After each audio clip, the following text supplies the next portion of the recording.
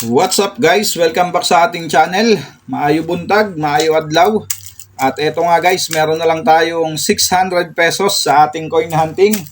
At itutuloy natin ngayon to. At dito tayo sa tigli 5 piso. So iuhuli na natin tong tigpi piso na to. So ayusin lang natin to ng mabilis. At ayan na nga guys, nahati na natin yung ating tigli 5 piso.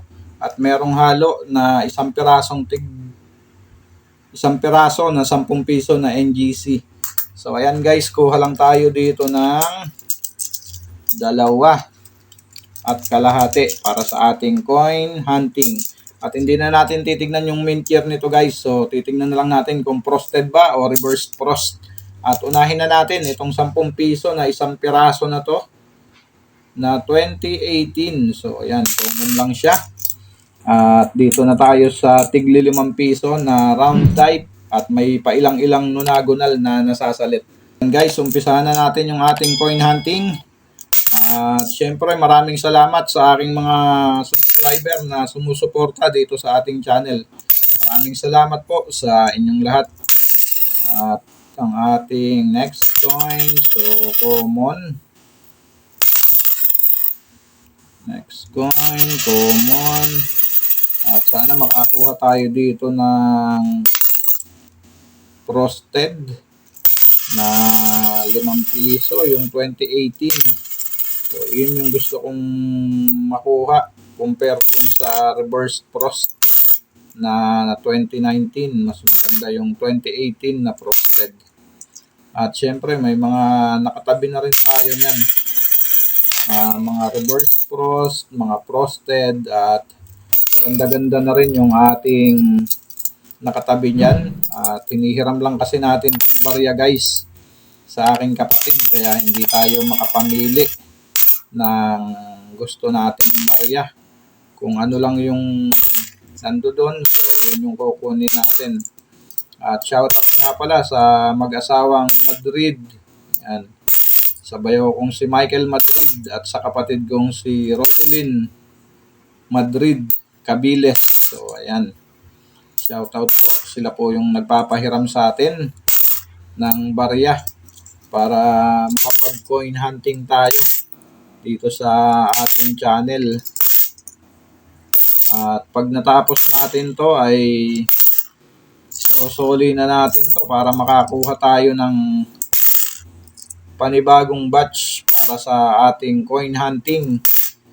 At sana swertihin tayo dito sa huli na to. Makakuha tayo ng error. So, ayan, walang reverse frost at walang frosted. At ito na tayo sa ating second batch. Sana makakuha tayo ng error dito. At syempre, bago tayo mag-umpisa dito sa ating second batch, baka hindi ka pa po nakasubscribe sa ating channel, pasuyo na po ng subscribe button guys at yung notification bell, huwag niyong kakalimutan para updated po kayo sa mga coin hunting series natin at coin update dito sa ating channel. At sa mga nagtatanong sa atin sa lagayan ng ating collection at lagayan ng ating mga nahahunt, so ayan, coin capsule.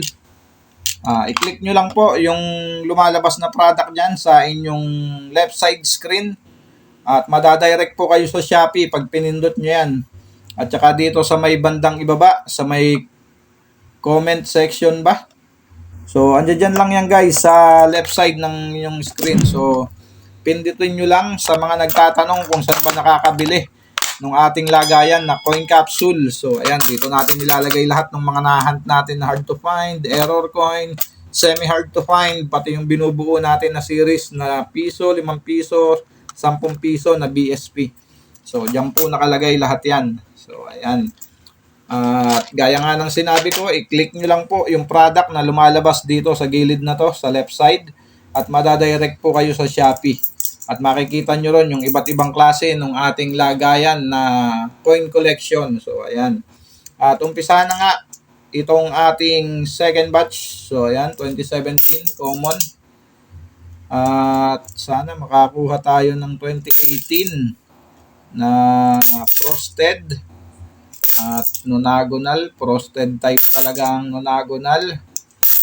At sana makadali tayo ng error dito sa ating huling batch na to na 5 piso. Napakaganda ng error dito. Nakikita natin. Siyempre, yung mga napapanood natin sa ating mga idol na coin collector at mga collection nila, katulad na lang ni Crazy Kyle. So, ayan, napakaganda ng mga bote. Lalong-lalo na yung Halili Beer. So, shout out sa'yo, idol, sir. Si Pinoy Picker at saka si Sir Angelo Bernardo. So, napakaganda ng mga coin na dinadala dyan sa shop nila. So, shout out po mga idol. At eto, nakakuha tayo ng isang frosted. Ayan. Sa likod at sa harap, frost. So, ayan. So, 100%. Ito ay 2018. Pero hindi na ganun kaganda yung kanyang kondisyon, no? May kalawang na. Pero itatabi natin yan. Ang frosted na 2018. At i-update din natin yan. So, kagaya dun sa ginawa natin sa 2019 na reverse frost. So, tingnan natin kung kano na ba yung kanyang collector's value ngayon 2026. So, lumaki ba? At ito ba ay rare coin na, hard to find?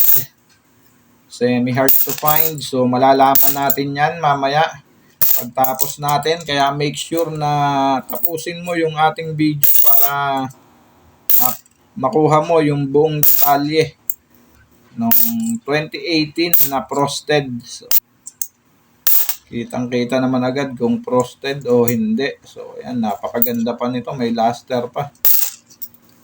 Next coin, 2019. At last 4 coin na tayo, guys. At wala tayong nakuhang error. So, ayan. Isa lang ulit yung ating nakuha at ito ay i-update natin. Ito ay frosted na 2018. So, ayan, no. Kitang-kita naman yung kanyang pagka-frost. Yung parang liwanag na yellow na nakikita nyo na yan.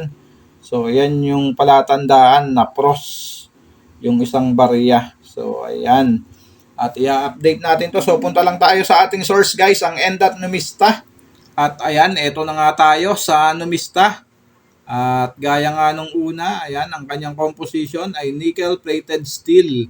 Kaya ito ay magnetic din. At diretso na tayo sa ating i-update na frosted na 2018. So, ayan.